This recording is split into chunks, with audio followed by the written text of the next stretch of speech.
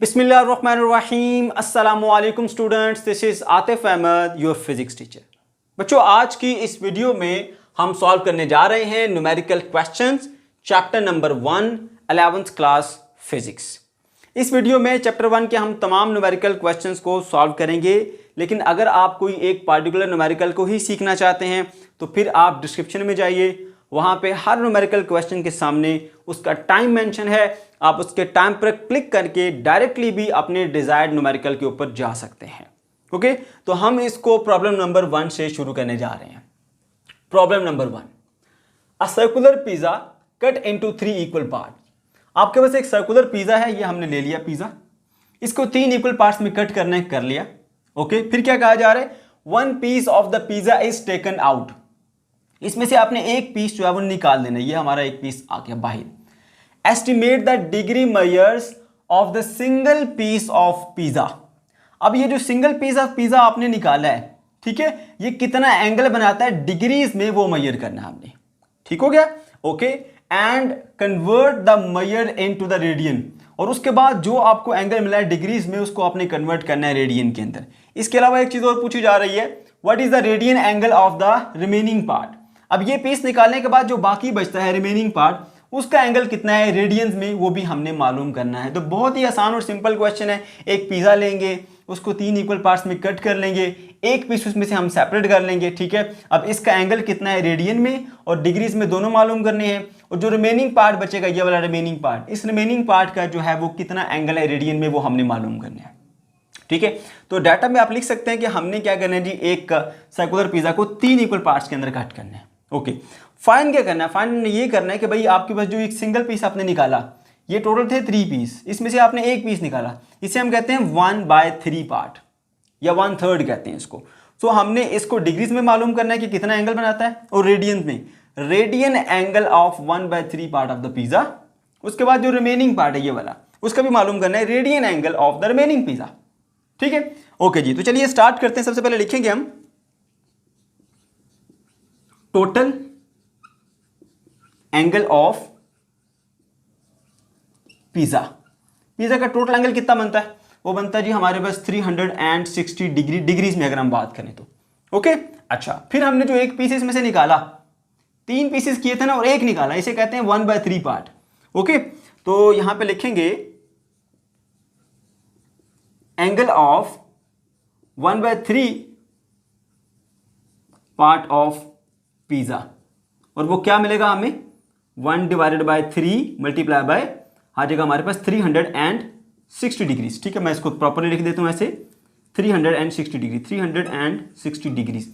तो ये बन जाता है जी आपके पास 120 डिग्री। ओके हो गया। अच्छा, अब हमने ये मालूम कर लिया कि ये जो एक पीस आपने सेपरेट किया, इसका डिग्रीज में कितना एंगल बनता है। अब हमने इसको रेडियन में भी कन्वर्ट करना है, वो बाद में कन्वर्ट करेंगे, उससे पहले हम दूसरा एंगल भी फाइंड कर लेते हैं। ठीक है, अब हमने जो रिमेनिंग है ना, ये रिमेनिंग पिज्जा, इसका कितना एंगल बनता है रेडियन में, वो निकालना है। उससे पहले हमें इसे डिग्री में फाइंड करना पड़ेगा। ठीक है, तो यहां लिखते हैं angle of remaining part of pizza. अब रिमेनिंग पार्ट ऑफ पिज्जा कैसे निकालेंगे, टोटल था हमारे पास 360 डिग्री, उसमें से एक जो निकाला वो है 120 का, तो बाकी कितना बचेगा, 360 degrees minus 120 is equal to 240 degrees. ठीक है, तो बच्चों ये आपके पास 2 एंगल आ गए, मैं इनको यहां पे हाईलाइट कर देता हूं। ये जो आपने एक पीस निकाला था उसका एंगल है किस में, डिग्रीज में, और ये आपका जो रिमेनिंग पार्ट है उसका एंगल है डिग्रीज में। अब आपने इनको कन्वर्ट करना है, किस में कन्वर्ट करना है जी, रेडियन के अंदर कन्वर्ट करना है। तो यहां पे जो कॉन्सेप्ट है वो क्या है आपके पास, कि आप अगर एक साइकिल कंप्लीट करते हैं तो जो डिग्रीज में एंगल कंप्लीट होता है वो होता है 360 डिग्रीज। ठीक है, और एक साइकिल कंप्लीट करने के बाद जो रेडियन एंगल बनता है वो आपके पास होता है हमारे पास 2 रेडियन। तो ये हम लिख देंगे दोनों को इक्वल, एक रोटेशन कंप्लीट हुई, साइकिल कंप्लीट हुआ, 360 डिग्री बनता है, और 2 रेडियन, तो ये दोनों इक्वल होते हैं। अब अगर दोनों को 2 से डिवाइड करने तो थोड़ा सिंप्लीफाई हो जाएगा, आपके पास आ जाएगा 180 degrees is equal to pi radian. ठीक है, अब अगर मैं ये जानना चाहूं कि 1 डिग्री किसके इक्वल है, 1 डिग्री, तो आपके पास बन जाएगा पाई डिवाइडेड बाय 180 रेडियन। ठीक है, तो जब आपने डिग्री से रेडियन में जाना है तो सिंपली आपने 1 डिग्री की वैल्यू पुट कर देनी है, या सिंपली आपने पाई डिवाइडेड बाय 180 से मल्टीप्लाई कर देना है। ये आपने क्लास 10th के मैथ एक्सरसाइज 7.1 में भी ये क्वेश्चन सॉल्व किए हुए हैं। सेम टू सेम वही कंसेप्ट यहां पे है। तो यहां पे लिखेंगे radian angle of 1/3 part of pizza. तो वो क्या बनेगा जी आपके पास, वो था आपके पास 120 डिग्री, उसको मल्टीप्लाई कर लीजिए, किस में मल्टीप्लाई कर लीजिए, आपके पास पाई डिवाइडेड बाय 180 से। ठीक है, तो अब आपके पास ये किस में बन जाएगा, ये रेडियन में आ जाएगा। जब आपने इसको पाई बाय 180 से मल्टीप्लाई कर दिया तो अब आपके पास ये रेडियन में आ जाएगा। ठीक हो गया। अच्छा, अब देखिए ये 0 इस 0 से कैंसिल, और 6 2 द 12 और 6 3 द 18 होता है, तो ये मिलेगा आपको 2 पाई डिवाइडेड बाय 3 रेडियन। ठीक हो गया। अगर आप इसको पाई की वैल्यू को पुट करेंगे तो आपको मिलेगा 2 मल्टीप्लाई बाय 3.14, इसकी वैल्यू होती है 3.14, उसको डिवाइड कर लेंगे आप 3 से तो आपको आंसर मिलेगा 2.09। तो यहाँ पर लिख लीजिए 2.09 रेडियन, ये है आपका फाइनल आंसर। ठीक है, इसको मैं हाईलाइट कर देता हूँ, ये हमारा रेडियन में आंसर आ गया। किसका, ये जो 1/3 पीस हमने निकाला था भाई। अब उसके अलावा हमें एक चीज़ और भी करनी है ना, यहाँ पे जो रिमेनिंग पार्ट है उसको भी रेडियन में फाइंड करना है। तो लिखेंगे यहाँ पे radian angle of remaining part, वो किसके इक्वल होगा, वो आपके पास इक्वल होगा जी, हमने फाइंड किया था वो था 240 डिग्री था ना। जब आपने उसको मल्टीप्लाई कर दिया पाई बाय 180 से तो अब वो आ गया आपके पास रेडियन में। ठीक है, ये 0 सिंपली इस 0 से कैंसल आउट होगी, तो 6 का टेबल जाएगा, 6 3 द 18 होता है और 6 4 द 24, तो ये बनेगा 4 pi by 3, 4 pi divided by 3 radian. अब क्या करना, आपने पाई की वैल्यू पुट करनी है, तो क्या करेंगे जी हम 4 मल्टीप्लाई बाय 3.14 और डिवाइडेड बाय आपके पास आएगा 3, तो ये बन गया 4.18 रेडियन। ये आ गया आपके पास रिमेनिंग पार्ट का angle in radiance. Problem number 2 पर आ जाइए बच्चों। प्रॉब्लम नंबर 2 हमारा एग्जाम के पॉइंट ऑफ व्यू से बहुत ही इंपॉर्टेंट है। ये numerical as a short question paper में आपको दिया जा सकता है, तो उसको आपने बहुत अच्छे तरीके से अंडरस्टैंड करना है मुकम्मल कॉन्सेप्ट के साथ। ओके, चलिए स्टार्ट करते हैं इसको। The length of the pendulum is 1.5 ± 0.01 metres. एक पेंडुलम है जिसकी लेंथ है 1.5 मीटर्स और उसकी लेंथ में एब्सोल्यूट अनसर्टेनिटी है 0.01 मीटर्स की। Okay, and acceleration due to gravity, acceleration due to gravity मतलब कि small g is taken into account as 9.8 ± 0.1 metres पर सेकंड स्क्वायर। वहाँ पे जो एक्सेलरेशन ड्यू टू ग्रेविटी यानी स्मॉल जी की वैल्यू है वो 9.8 मीटर्स पर सेकंड स्क्वायर है, और उसमें भी अनसर्टेनिटी पाई जाती है, वो हमारे पास 0.1 मीटर्स पर सेकंड स्क्वायर की है।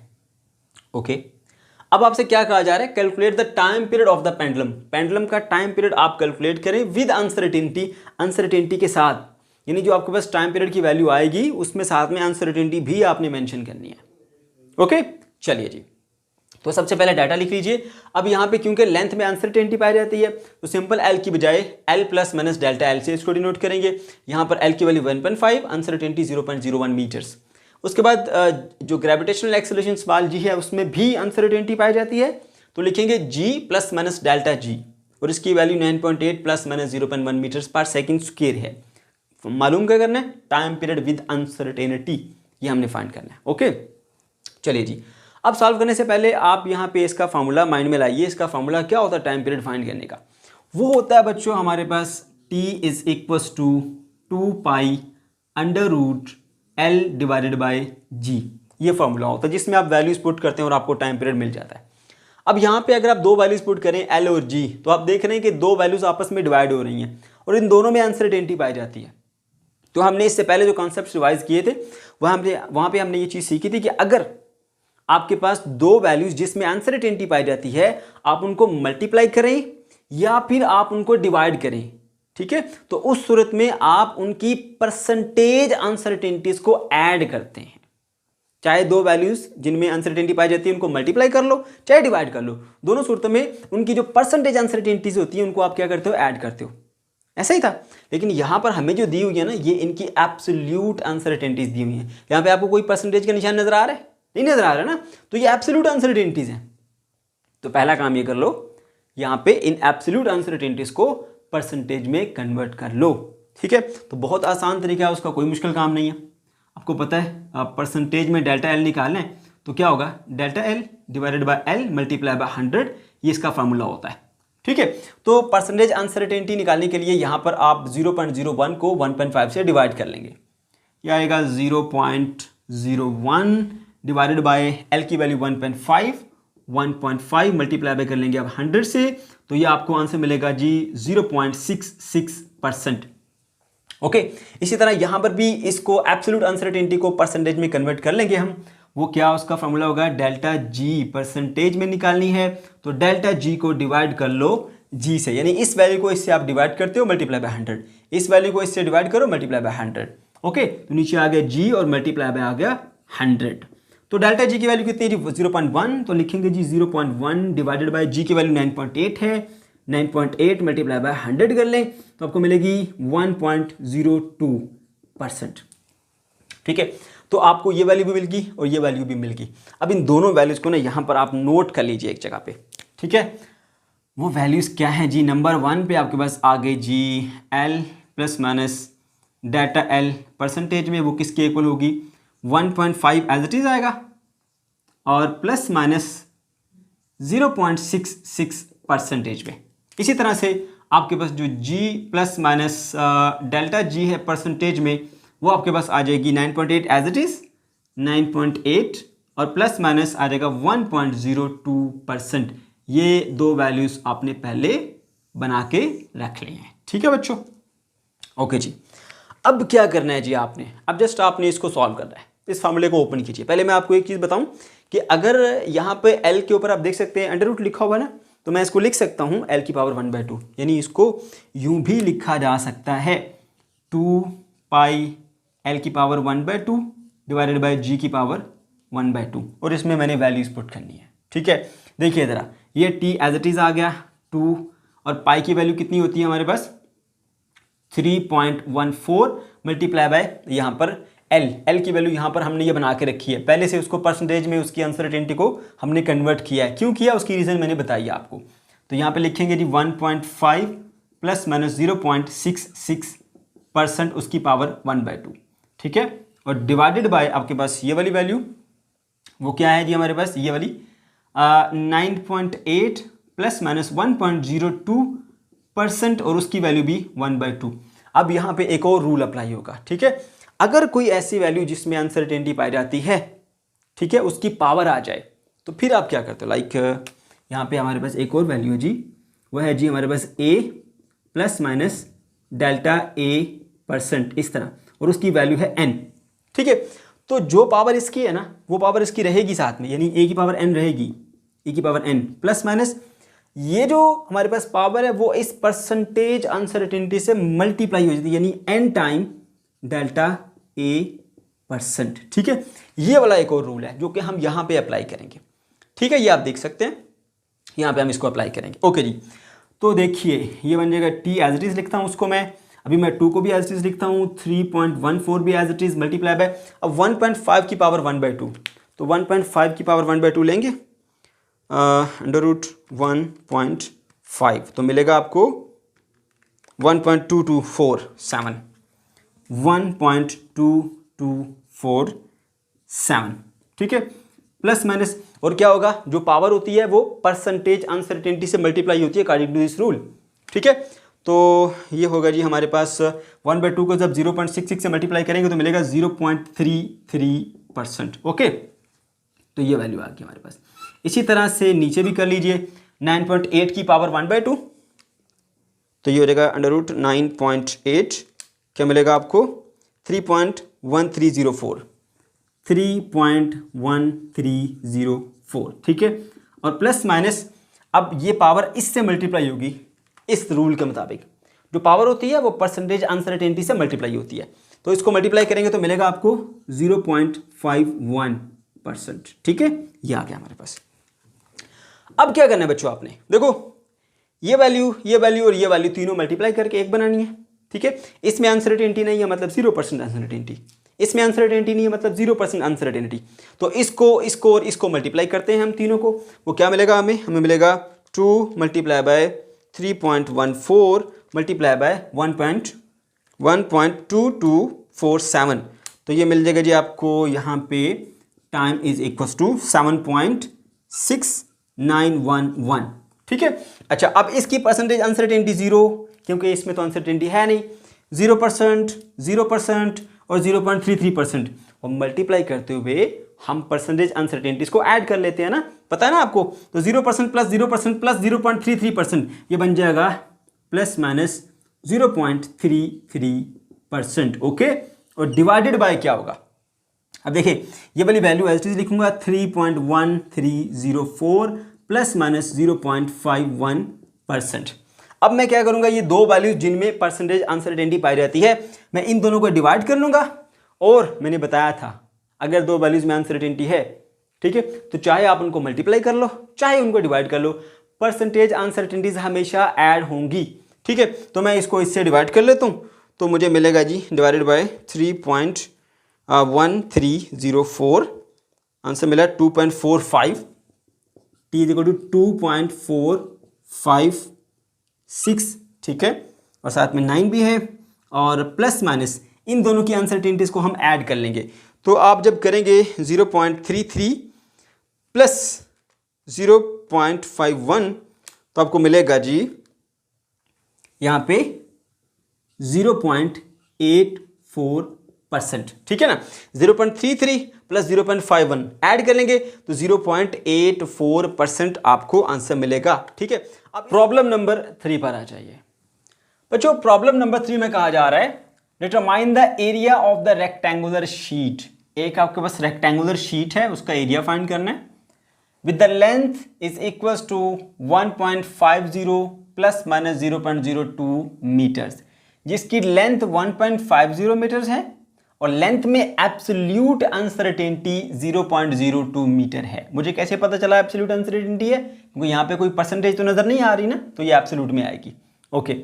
And width is equals to 0.20 plus minus 0.01 metres, और उसकी जो विड्थ है वो 0.02 मीटर्स है और उसमें एब्सोल्यूट अनसर्टेनिटी 0.01 मीटर्स की है। हमसे क्या कहा जा रहा है, एरिया कैलकुलेट करें विद अनसर्टेनिटी, क्योंकि देखो area plus minus delta A, ये डेल्टा ए है इस एरिया के अंदर अनसर्टेनिटी, यानी हमने एरिया फाइंड करना है विद अनसर्टेनिटी। और कौन सी uncertainty, with absolute uncertainty, okay. तो चलिए, तो सबसे पहले बच्चों आपने एरिया का फार्मूला लिखना है। आपको पता है एरिया का फार्मूला क्या होता है, area is equal to length into width. ये आ गया हमारे पास इसका फार्मूला। अब यहां पे हमने इन दोनों वैल्यूज को मल्टीप्लाई करना है, ठीक है। तो जरा सोचिए कि अगर दो वैल्यूज जिनमें अनसर्टेनिटी पाई जाती है उनको मल्टीप्लाई या डिवाइड करना होता है तो हम क्या करते हैं, सबसे पहला काम होता है उनकी एब्सोल्यूट अनसर्टेनिटीज को कन्वर्ट करना परसेंटेज अनसर्टेनिटी में। क्योंकि रूल्स के मुताबिक दो वैल्यूज जिनको मल्टीप्लाई या डिवाइड किया जाता है उनकी परसेंटेज अनसर्टेनिटीज को ऐड किया जाता है। उनकी परसेंटेज अनसर्टेनिटीज को ऐड करके फाइनल रिजल्ट में अनसर्टेनिटी हासिल की जाती है। तो यहां पर जो लेंथ और विड्थ है आप देख सकते हैं, यहां पे कोई आपको परसेंटेज का निशान नजर नहीं आ रहा, ये भी एब्सोल्यूट है, ये भी एब्सोल्यूट है। तो पहला काम ये कर लो कि इन दोनों को जो एब्सोल्यूट अनसर्टेनिटीज है उनको परसेंटेज अनसर्टेनिटी में चेंज कर लो, ठीक है। तो मैं यहां पे करता हूं, क्या उसका तरीकाकार होता है, आपने जो अनसर्टेनिटी है देखिए ये डेल्टा एल की वैल्यू और ये एल की value, delta L divided by L multiply by 100। So percentage में डेल्टा एल निकालनी है तो आपके पास होगा delta L divided by L multiply by 100, okay. तो इसकी क्या वैल्यू है जी हमारे पास, इसकी वैल्यू है 0.02 डिवाइडेड बाय इसकी वैल्यू है 1.50 मल्टीप्लाई बाय 100। तो कैलकुलेटर से इसकी वैल्यू कैलकुलेट करेंगे हम। यह है जी 0.02 और डिवाइडेड बाय 1.50, जो आंसर आएगा उसको मल्टीप्लाई कर लीजिए 100 से, तो ये मिलेगा जी आपको 1.33%। ओके, इसी तरह बच्चों आपने यहाँ पर इसकी भी जो एब्सोल्यूट अनसर्टेनिटी है उसको आपने कन्वर्ट कर लेना परसेंटेज अनसर्टेनिटी में। तो क्या फॉर्मूला होगा, delta W percentage is equal to delta W divided by W multiply by 100। बस ये काम करना है आपने। ओके जी, तो क्या होगा, डेल्टा डब्ल्यू की वैल्यू हमारे पास ये वाली है, डब्ल्यू की वैल्यू ये 0.01 डिवाइडेड बाय 0.20 मल्टीप्लाई बाय 100 कर लीजिए। कैलकुलेटर का इस्तेमाल करेंगे हम यहाँ पे। 0.01 डिवाइडेड बाय 0.20, जो आंसर आएगा उसको मल्टीप्लाई कर दीजिए 100 से, तो ये मिलेगा आपको 5%। तो ये मिल गई 5%। ठीक है, तो दोनों को हमने परसेंटेज में चेंज कर लिया। अब इसके मुताबिक हमारे पास जो लेंथ आएगी उसको मैं दोबारा से लिख लेता हूँ, L plus minus delta L percentage में, तो वो इक्वल बन जाएगी 1.50 प्लस माइनस 1.33%। ठीक है, इसी तरह से जो विड्थ आएगी आपके पास plus minus delta W percentage में, वो आ जाएगी आपके पास 0.20 एंड प्लस माइनस 5%। ये लेंथ और विड्थ को हमने पहले से परसेंटेज अनसर्टेनिटी में लिख लिया।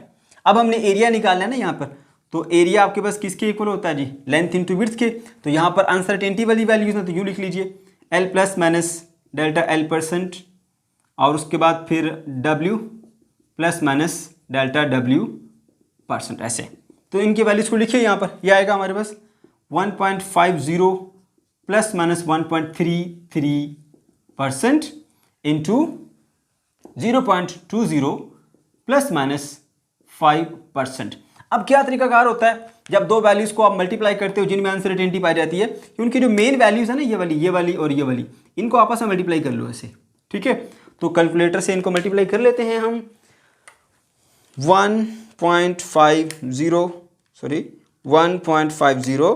मल्टीप्लाई बाय 0.20, तो ये मिलेगा जी आपको 0.3 मिलेगा, 0.3 प्लस माइनस। अब देखिए, जो परसेंटेज अनसर्टेनिटीज होती हैं, चाहे वैल्यूज को मल्टीप्लाई कर लो चाहे उनको डिवाइड कर लो, परसेंटेज अनसर्टेनिटीज हमेशा ऐड होती हैं।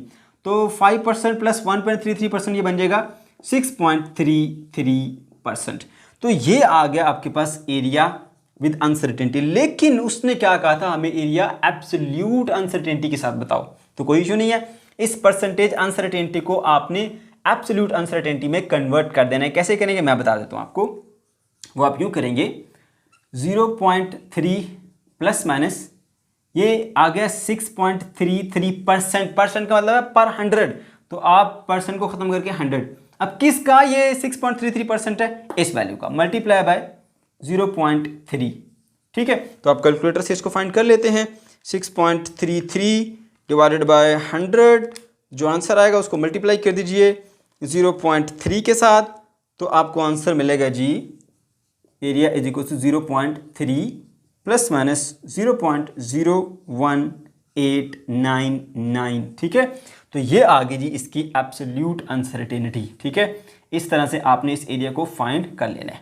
अब अगर इसको थोड़ा सा मज़ीद बेहतर करके लिखना चाहते हैं तो आप यूँ लिख सकते हैं 0.3 प्लस माइनस, यहाँ से ऐसा करें, इसको कट कर दें, इससे नेक्स्ट डिजिट 5 से बड़ा है तो आप इसकी वैल्यू एक बढ़ा देंगे तो ये 0.02 हो जाएगी। क्यों, क्योंकि जहाँ से आपने इसको कट किया उससे नेक्स्ट डिजिट 5 से ग्रेटर है। तो ये भी आप लिख सकते हैं बुक के मुताबिक। ठीक है बच्चों, क्वेश्चन नंबर 4 पर आ जाइए। अब बच्चों क्वेश्चन नंबर 4 भी हमारा एग्जाम के पॉइंट ऑफ व्यू से एक बहुत ही इंपॉर्टेंट क्वेश्चन है।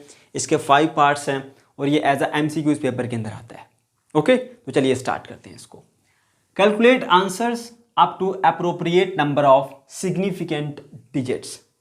ओके, अब बच्चों यहाँ पे आपको क्या कहा जा रहा है, आपको वैल्यूज दी गई हैं, इनको कहीं प्लस करना है, कहीं मल्टीप्लाई करना है, कहीं डिवाइड करना है, कहीं माइनस करना है। ठीक है, और जो उसका आंसर आना चाहिए वो up to appropriate number of significant digit तक होना चाहिए। तो उसके लिए 2 रूल्स हैं जो हम यहाँ पे इस्तेमाल करेंगे। ठीक है, स्टार्ट करते हैं जी क्वेश्चन नंबर 1 से। अब यहाँ पे बच्चों आपको 3 वैल्यूज दी गई हैं जिनको आपने करना है ऐड। तो क्या करेंगे जी, इनको हम यूँ ऐड कर लेंगे 246.24, ठीक है, 238.278 और उसके बाद आता है 98.3। ऐसे पॉइंट के नीचे पॉइंट होना चाहिए, ये बात याद रहे इसमें। आपने इनको ऐड करना है, ऐड करने के बाद कैलकुलेटर से आंसर निकाल लीजिए 582.818, ये आपका आंसर आया, ठीक है। बट हमने आंसर को लिखना है up to appropriate number of significant digits. उसके लिए रूल ये होता है, अगर आप वैल्यूज को प्लस कर रहे हो या माइनस कर रहे हो, प्लस कर रहे हो या माइनस कर रहे हो, तो ये देखो कि कौन सी ऐसी वैल्यू है जिसमें आफ्टर द डेसिमल सबसे कम डिजिट्स हैं। यहां देखिए आफ्टर डेसिमल 1 डिजिट है, आफ्टर डेसिमल 3 डिजिट्स हैं, आफ्टर डेसिमल 2 डिजिट्स हैं, तो सबसे कम 1 डिजिट वाली है, ठीक है। तो आपका जो आंसर होगा उसमें भी आप यहां इसको 1 डिजिट तक ही रखेंगे, बाकी को आप खत्म कर देंगे। फिर हम उसको राउंड ऑफ करने के रूल्स इस्तेमाल करेंगे कि नेक्स्ट डिजिट अगर 5 से लेस है तो हम इसको एज इट इज खत्म कर देते हैं। तो आपको जो आंसर आएगा वो आएगा जी 582.8, ये आपका आंसर आ गया, ठीक है। और ये अप टू सिग्निफिकेंट डिजिट्स है, ओके। इसी तरह से हम आते हैं जी इसके पार्ट नंबर 2 के ऊपर। अब पार्ट नंबर 2 में हमें 3 वैल्यूज दी गई हैं, 2 वैल्यूज मल्टीप्लाई करनी है, तीसरी उसमें ऐड करनी है। तो इस तरह के जो क्वेश्चन है उसमें सबसे पहले आप डिमास रूल को सामने रखें, DMAS।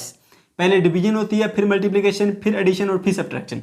तो यहाँ पर क्योंकि मल्टीप्लिकेशन और एडिशन का केसेस हैं तो पहले मल्टीप्लाई होगा, उसके बाद फिर आप उसको ऐड कर लेंगे, ठीक है। तो पहले हम करेंगे जी इनको मल्टीप्लाई करते हुए लिखिए यहाँ पर 2.639 और उसको मल्टीप्लाई कीजिए 1.4 के साथ, ठीक है। और आंसर कैलकुलेटर से निकालिए ज़रा 3.694 और 6, ठीक है। अब मल्टीप्लिकेशन में जो सेकंड रूल की मैं बात कर रहा हूँ, जब 2 वैल्यूज मल्टीप्लाई होती हैं या डिवाइड होती हैं, उस केस में हम ये देखते हैं कि सबसे कम नंबर ऑफ सिग्निफिकेंट डिजिट्स किस में है, उतने सिग्निफिकेंट डिजिट्स आपने अपनी इस आंसर में रखने हैं। फिर से सुन लीजिए, प्लस माइनस का केस हो तो हम ये देखते हैं कि आफ्टर द डेसिमल सबसे कम डिजिट किस में है, उतने अपने आंसर में रखो। मल्टीप्लिकेशन डिवीजन में हम ये देखते हैं सबसे कम सिग्निफिकेंट डिजिट किस में है, उतने डिजिट्स अपने आंसर में रखो, ठीक है। अब देखिए इसमें सिग्निफिकेंट डिजिट्स 1 2 3 4 हैं, इसमें कितने हैं 1 और 2, तो 2 आपके सिग्निफिकेंट डिजिट्स हैं कम से कम। तो आपके आंसर में भी 2 सिग्निफिकेंट डिजिट तक ही होना चाहिए, इससे आगे नहीं होना चाहिए। तो आपको ये आंसर मिल गया, मगर इसका जो up to appropriate number of significant digits में लिखेंगे तो आपका बनेगा ये यहाँ तक, इसको खत्म करना पड़ेगा 1 और 2 सिग्निफिकेंट डिजिट।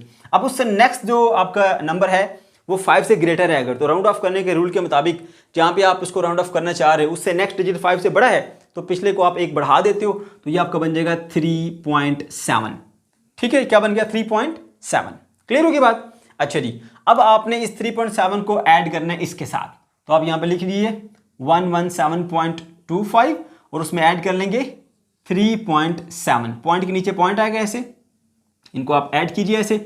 तो आप जब इसको कैलकुलेटर से करेंगे ऐड, अब बच्चों हमने इसको up to appropriate number of significant digit लिखना है, ठीक है। तो उसके लिए क्या रूल होता है कि जब आप 2 वैल्यूज को प्लस कर लो या 2 वैल्यूज को माइनस कर लो, तो ये देखो कि कौन सी ऐसी वैल्यू है जिसमें पॉइंट के बाद सबसे कम डिजिट्स हैं। तो इसमें पॉइंट के बाद 2 डिजिट्स हैं, इसमें पॉइंट के बाद 1 डिजिट्स हैं। तो ये वाली वो वैल्यू है जिसमें पॉइंट के बाद कम से कम डिजिट्स हैं और 1 डिजिट है पॉइंट के बाद। तो आपके आंसर में भी पॉइंट के बाद 1 डिजिट आपको रखना है, नेक्स्ट आपको क्या कर देना है, खत्म कर देना है। तो यहां से आप इसको राउंड ऑफ करेंगे इधर से ऐसे, तो ये आपका आंसर आ जाएगा 120.9, ठीक है। ये आ गया आपका आंसर, ओके बच्चों। अब आप आ जाइए इसके पार्ट नंबर सी पर, ठीक है। अब ये जो है वो आपको साइंटिफिक नोटेशन की टर्म में दी हुई है 2 वैल्यूज, ठीक है। इसकी पावर 10 पावर 4 है, इसकी पावर 10 पावर 3 है। तो इनको आप उस वक्त तक सब्ट्रैक्ट नहीं कर सकते जब तक इनकी पावर सेम नहीं होगी, ठीक है। तो हम ऐसा करते हैं कि या तो इस 4 को 3 बना लो या इस 3 को 4 बना लो, कोई भी एक काम आप कर सकते हैं, ये आपकी अपनी मर्जी है, ठीक है। तो मैं यहाँ पे क्या करता हूँ जी 2.66 मल्टीप्लाई बाय 10 पावर 4 माइनस इसको मैं 4 बनाने के लिए क्या करूँगा, एक स्टेप इस पॉइंट को यहाँ से इधर शिफ्ट कर लूँगा, तो ये बन जाएगा 0.103। ये पॉइंट इधर आ गया ना, 0.103 मल्टीप्लाई बाय 10 की पावर क्या हो जाएगा मेरे पास 4 हो जाएगा। बात समझ गए, ओके। अब इसकी पावर भी 4 है, इसकी पावर भी 4 है, मैं क्या करूँगा दोनों से ये कॉमन ले लूँगा, तो मेरे पास आ जाएगा जी 6 माइनस 0.103 और साथ में कॉमन ले लिया 10 पावर 4 को। अब मैं क्या करूँगा, इसको कैलकुलेटर से कर लूँगा माइनस 2.66 और माइनस हो जाएगा जी 0.103। तो मुझे जो आंसर मिलेगा बच्चों वो मिलेगा 2.557 इसका आंसर आया और मल्टीप्लाई बाय 10 की पावर क्या आ जाएगी जी 4 आ जाएगी। ठीक है, ओके जी। अब मैंने दो वैल्यूज को क्या किया जी माइनस, तो माइनस करते हुए ये देखा जाता है कि आपने दो वैल्यूज ली हैं, उनमें चेक करो कि सबसे कम डिजिट्स किस में है आफ्टर डेसिमल। तो पॉइंट के बाद इसमें 2 डिजिट्स हैं, पॉइंट के बाद इसमें 3 डिजिट्स हैं, तो कम से कम 2 डिजिट्स हैं। तो आप 2 डिजिट तक अपना आंसर जो है रखोगे। ये देखिए ये पॉइंट आ गया और पॉइंट के बाद ये 2 डिजिट्स। अब उससे जो नेक्स्ट डिजिट है वो हमारा 5 से ग्रेटर है, तो इसको हम जो है वो क्या करेंगे, एक बढ़ा देंगे, तो ये बन जाएगा 2.56 मल्टीप्लाई बाय 10 की पावर 4। पार्ट डी पर आ जाइए। अब बच्चों पार्ट डी में आप देख सकते हैं कि हमारे पास 4 वैल्यूज है, 2 वैल्यूज ऊपर मल्टीप्लाई हो रही है डिवाइडेड बाय 2 वैल्यूज नीचे मल्टीप्लाई हो रही है। ठीक है, अच्छा अब ये जो पार्ट डी है ना और पार्ट बी है, इन दोनों के अंदर बच्चे बहुत सारी मिस्टेक्स करते हैं। तो पहले मैं आपको वो कंफ्यूजन क्लियर कर देता हूं जिस कंफ्यूजन की वजह से आप यहां पे मिस्टेक्स करते हैं। ठीक है, जरा ध्यान कीजिएगा बच्चों। यहां पर 3 वैल्यूज थी, 1, 2 और ये 3। ठीक है, पहली बार 2 वैल्यूज को मल्टीप्लाई किया गया। ठीक है, जो आंसर आया उसको एज इट इज नहीं लिया गया, बल्कि उसको रूल लगा के राउंड ऑफ किया गया, 3.7 बनाया गया। ठीक है, और उस राउंड ऑफ की हुई वैल्यू को इसके साथ ऐड किया गया और फिर रूल लगाया गया राउंड ऑफ करने का। यहां पर 2 मरतबा रूल यहां पे लगाया। लेकिन यहां पर जब आप आएंगे, इन दोनों को मल्टीप्लाई करेंगे, आंसर एज इट इज लिखेंगे, राउंड ऑफ नहीं करेंगे। इन दोनों को मल्टीप्लाई करेंगे, आंसर एज इट इज लिखेंगे, राउंड ऑफ नहीं करेंगे। फिर उनको जब डिवाइड करते हैं, आखिर में एक आंसर आता है, उसको राउंड ऑफ करते हैं। आखिर ऐसा क्यों बच्चों? हमारे पास 2 कैटेगरीज हैं, एक प्लस और माइनस वाली, उसके अलग रूल होते हैं, और एक होती है हमारे पास इसकी डिवीजन की और मल्टीप्लिकेशन वाली, उसके अलग रूल होते हैं। ठीक है, तो यहां पर 2 अलग अलग केसेस आए थे। पहली बार दोनों को मल्टीप्लाई किया गया, इसके और रूल है राउंड ऑफ करने के, तो उसको इसलिए राउंड ऑफ कर दिया गया। उसके बाद फिर इस आंसर को इसके साथ ऐड करना था, प्लस माइनस करने के और रूल्स होते हैं, इसलिए उसको दोबारा उन रूल्स को इस्तेमाल करते हुए राउंड ऑफ किया गया। अब यहाँ पे सिर्फ और सिर्फ मल्टीप्लिकेशन और डिवीजन है और उसके लिए एक ही रूल होता है, इसलिए उसको एक ही बार राउंड ऑफ करना है, बार बार राउंड ऑफ नहीं करना। तो हम क्या करेंगे बच्चों, हम इन दोनों वैल्यूज को पहले मल्टीप्लाई करेंगे, 112 और मल्टीप्लाई हो रहा है 0.456। तो आंसर क्या आएगा मेरे पास? आंसर आएगा 51.0, ये आएगा 51.072।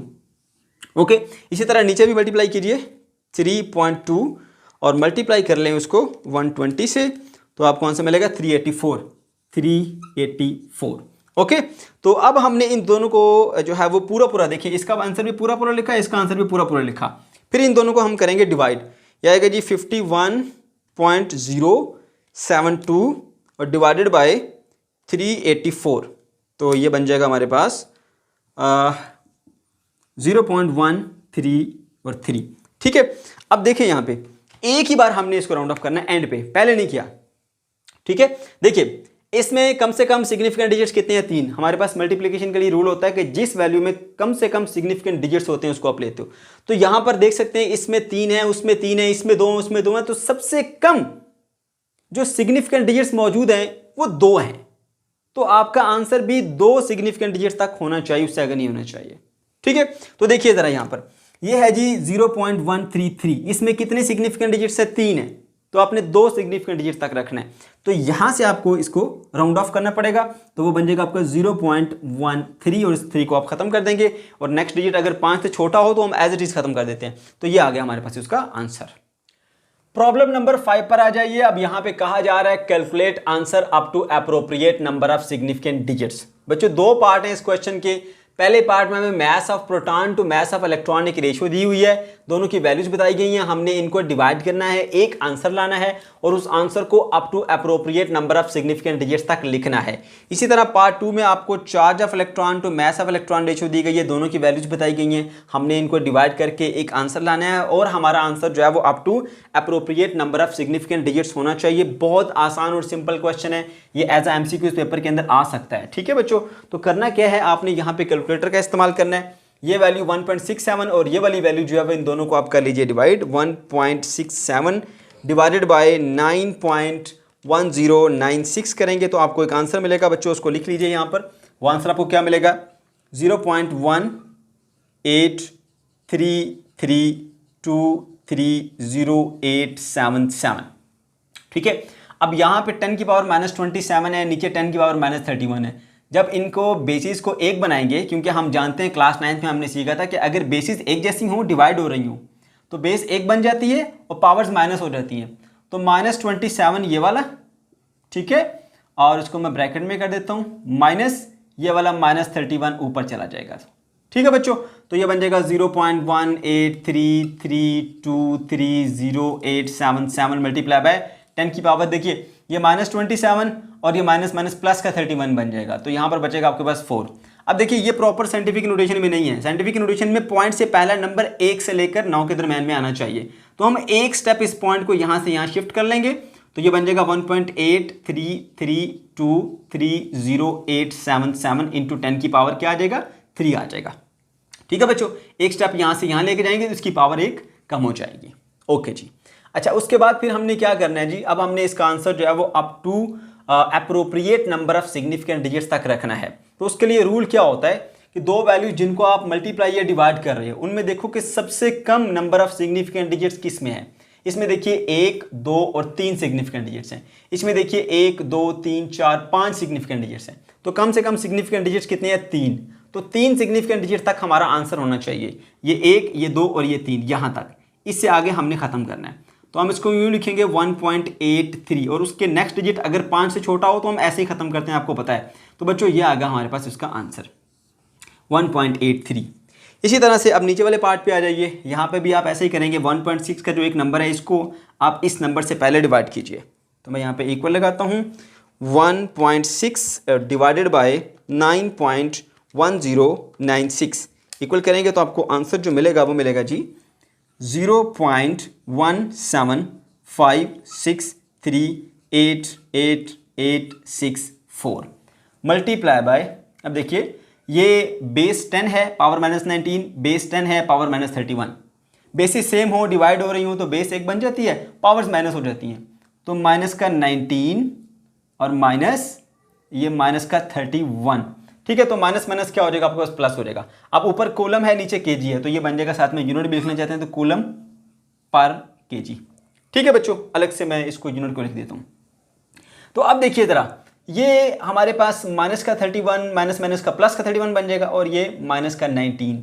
तो प्लस 31 में से अगर मैं 19 निकालूंगा तो मेरा आंसर आएगा 12। तो लिखूंगा 0.17563888864 इंटू 10 की पावर कितनी आ जाएगी, 12, साथ में यूनिट कूलम पर केजी। ठीक है, ओके जी। अब देखिए ज़रा, ये प्रॉपर साइंटिफिक में नहीं है क्योंकि पॉइंट से पहला नंबर 1 से लेकर 9 के दरम्यान होना चाहिए। तो मैं क्या करूँगा, एक स्टेप यहाँ से इसको यहाँ शिफ्ट कर लूँगा तो एक पावर कम हो जाएगी, तो आ जाएगा 1.756388864 इंटू 10⁻11 और कूलम पर केजी। ओके, अब ज़रा देखिए, अब मैंने इसको up to appropriate number of significant digit लिखना है। तो उसके लिए क्या रूल होता है कि जब मल्टीप्लाई डिवाइड करते हैं तो हम ये देखते हैं कि कौन सी ऐसी वैल्यू है जिसमें सबसे कम नंबर ऑफ सिग्निफिकेंट डिजिट्स हैं। तो यहाँ देखिए, इसमें 1 और ये 2 सिग्निफिकेंट डिजिट्स हैं। यहाँ पर देखिए 1, 2, 3, 4, 5 सिग्निफिकेंट डिजिट्स हैं। तो कम से कम नंबर ऑफ सिग्निफिकेंट डिजिट्स हैं 2। तो आपका आंसर जो है वो 2 सिग्निफिकेंट डिजिट तक ही रहना चाहिए। यहाँ से आगे आप इसको कट कर देंगे तो आपके पास आंसर आ जाएगा 1.7। अब देखिए उससे नेक्स्ट डिजिट जो है वो हमारे पास 5 है।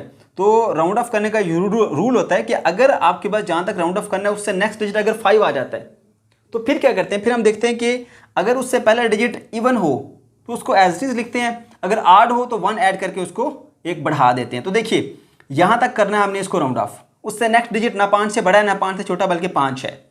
ठीक है, तो इस केस में ये देखा जाता है कि फिर प्रीवियस डिजिट जो है वो अगर तो ऑड है तो 1 ऐड करके इवन बना लेंगे। ठीक है, तो अगर वो इवन होता तो फिर एज इट इज रहता। तो ये 8 है तो 8 को फिर इवन बना लेंगे, 1.8 हो जाएगा और मल्टीप्लाई बाय यहाँ पे 10 की power 11 coulomb per KG. Problem number 6 पर आ जाइए। यहाँ पे कहा जा रहा है find the dimensions of Planck's constant. Planck's constant को h से रिप्रेजेंट किया जाता है। इसकी डायमेंशंस को हमने फाइंड करना है। जिस फार्मूले से हम उसको फाइंड करेंगे वो फार्मूला भी हमें दिया हुआ है, E = hf।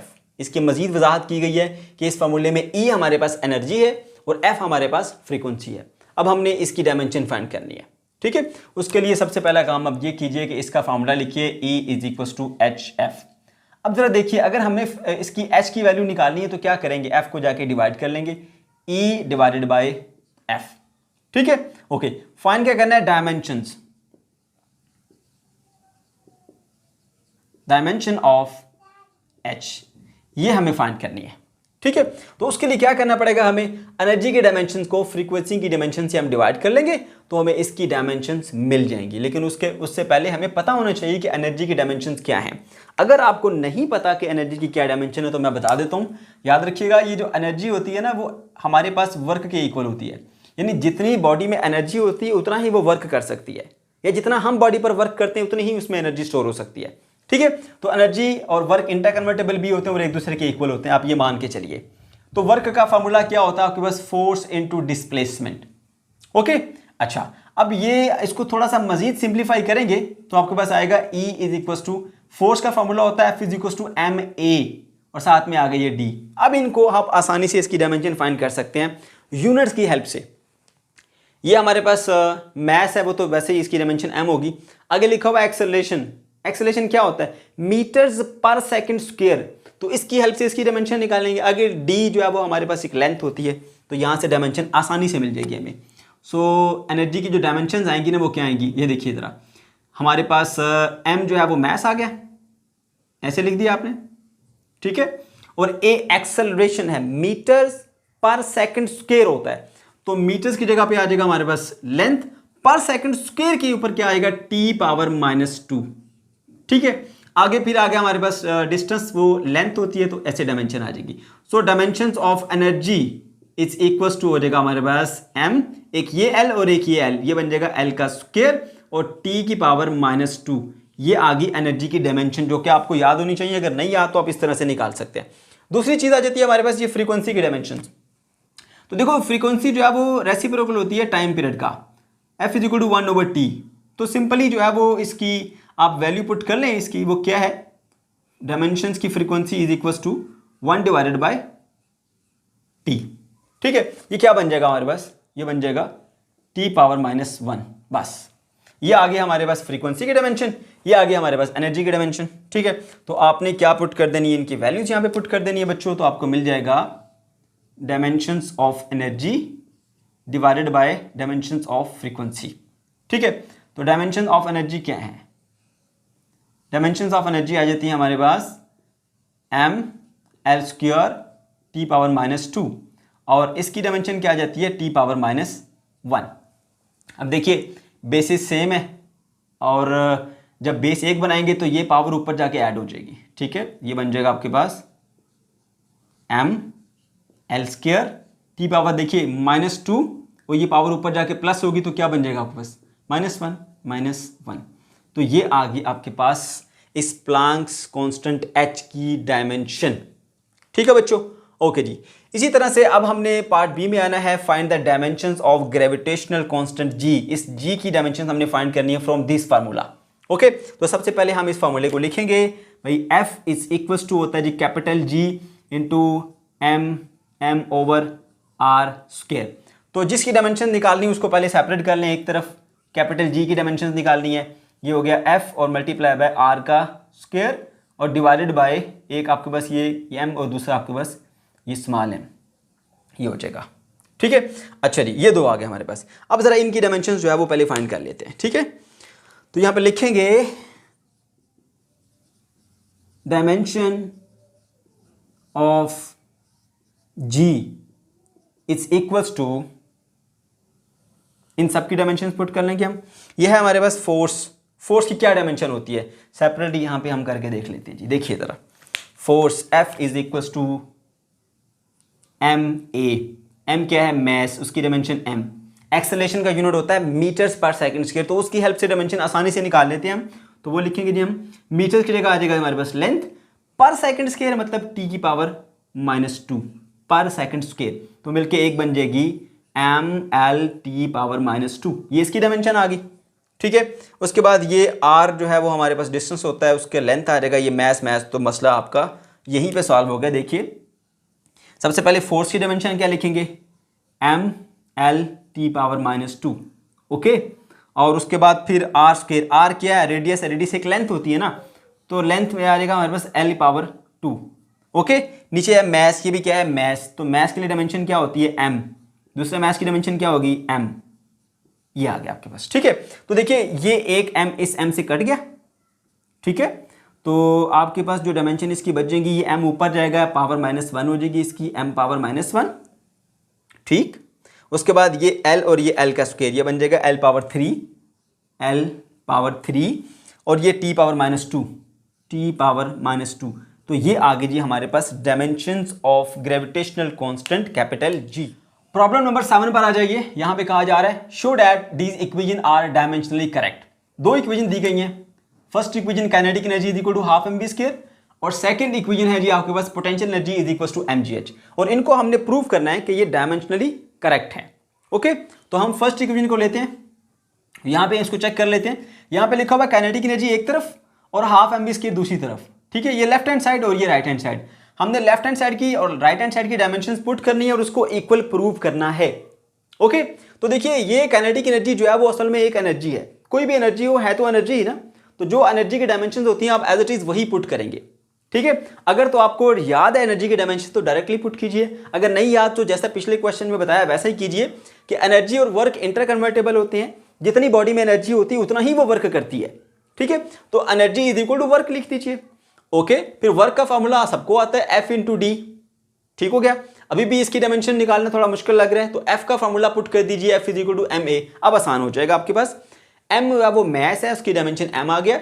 ये d एक लेंथ है, डिस्टेंस है ना, एक लेंथ होती है, उसकी डायमेंशन l आ गई।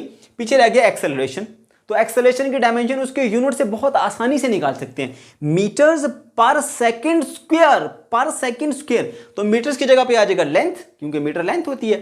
पर सेकंड स्क्वायर मतलब सेकंड किसका यूनिट है, टाइम का, टाइम की डायमेंशन t पर सेकंड स्क्वायर, तो -2 हो गया। ठीक है, इन तीनों को मिला के लिखिए, ये हमारे पास एनर्जी की डायमेंशन आ जाती है। तो मैं यहां पे लिखता हूं जी, लेफ्ट हैंड साइड पे जो एनर्जी की डायमेंशन है वो क्या आ जाती है, m l² t पावर -2। ठीक है, अच्छा अब इस तरफ जो हमारे पास है वो आ जाती है जी right hand side, right hand side इस तरफ। अब राइट हैंड साइड पे आपने डायमेंशंस पुट करनी है। ठीक है, यहां पे लिख लीजिए 1/2 एज इट इज रहेगा। ठीक है, तो यहां पे आ गया हमारे पास मैस, मैस की डायमेंशन क्या होती है हमारे पास m, सबको मालूम है। वेलोसिटी की डायमेंशन उसके यूनिट से निकाली जा सकती है।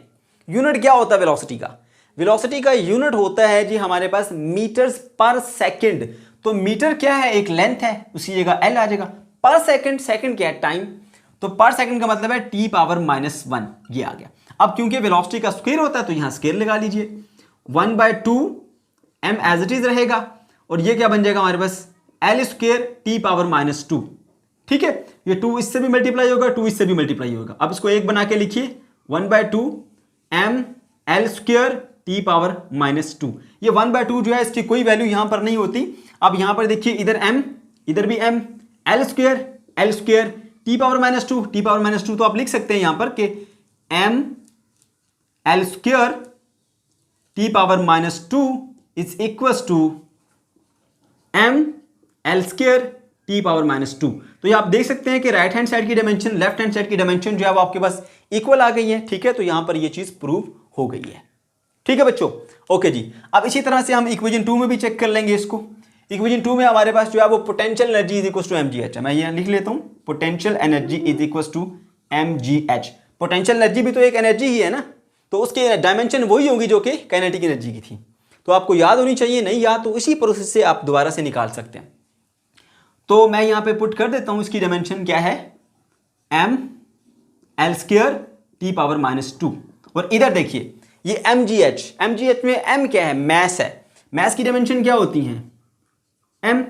ठीक है, g क्या होता है, ग्रेविटेशनल एक्सेलरेशन, और एक्सेलरेशन को उसकी डायमेंशन हम उसके यूनिट से निकाल सकते हैं, मीटर्स पर सेकंड स्क्वायर। तो मीटर्स क्या है हमारे पास, लेंथ है, l आ गया। पर सेकंड, सेकंड क्या है हमारे पास, टाइम है। पर सेकंड स्क्वायर का मतलब है t पावर -2। ठीक है, तो उसके यूनिट से हमने यहां पे उसकी डायमेंशन फाइंड कर ली। फिर पीछे रह गया हाइट h। h क्या है, हाइट, हाइट क्या होती है, एक तरह की लेंथ होती है। तो लेंथ की डायमेंशन क्या हो जाएंगी हमारे पास l। ठीक है, अब इनको जरा मल्टीप्लाई कीजिए ना, ये आ गया m l into l, l का स्क्वायर और t पावर -2। 2।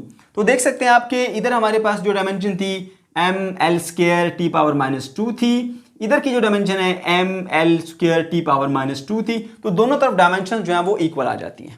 ठीक है बच्चों, तो ये था हमारा आज का टॉपिक। अगर आपको कोई किसी किस्म की कंफ्यूजन है या कोई प्रॉब्लम है तो कमेंट सेक्शन के अंदर आप जरूर पूछ सकते हैं। अल्लाह हाफिज़।